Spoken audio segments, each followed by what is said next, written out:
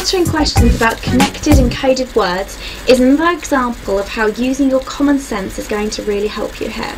So let's look at a few examples. We've got question 1.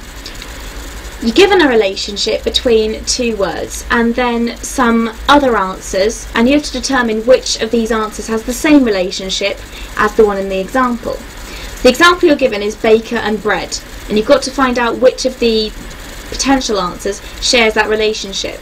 It's just about using your common sense really, because all the answers give you a profession and then something that they deal with in their profession, but there's a special thing about baker and bread.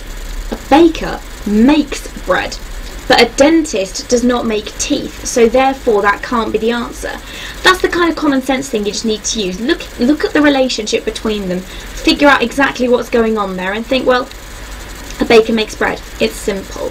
Don't overthink it, just use the common sense that you've got in order to help you answer the question.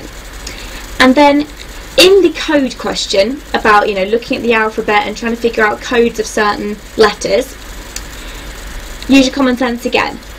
Highlight certain letters in the alphabet as you go along, try and figure out what the pattern is, and just take it really simply, because some of these codes are relatively straightforward to understand, so don't try and overthink it too much. Obviously check if there's anything more complex going on, but if it's simple, run with it.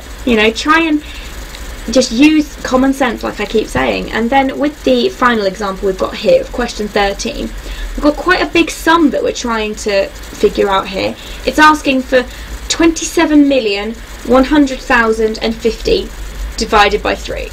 That's huge. If someone asked you that off the top of your head, you'd be so confused. It's not like saying what's 30 divided by 3. That's fairly simple, but this is far more complex. But you just got to simplify it and look at the fact that 3 divides into 27, so you can divide the million at the very beginning of it by 3 and you get 9 million, and then look at the potential answers, see if any of those match up, and one of them does. So it's about not panicking when a question is too complex like that one. Just take a step back and a deep breath and let your common sense do the work.